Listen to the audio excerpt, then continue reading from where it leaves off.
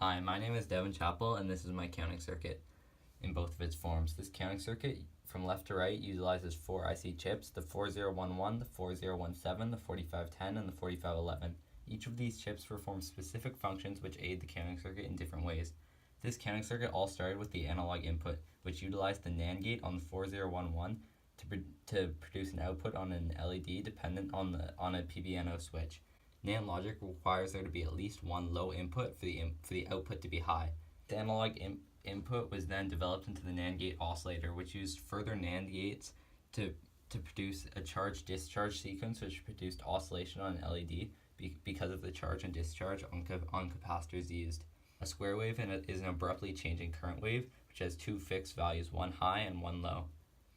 The output of this NAND gate oscillator was then connected to the clock input of the 4011, which caused counting across 10 LEDs. The rising edge of the square wave is what caused the counting on the 10 LEDs. As the counting progressed, each LED would subsequently go on its own to show counting from 0 to 9.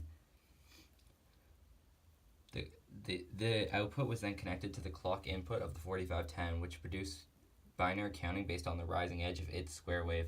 Its counting was in sync, as the 0 to 9 numbers were counted in binary form across four LEDs.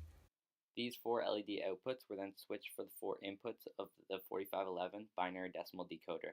This chip could take these binary inputs and convert to decimal form.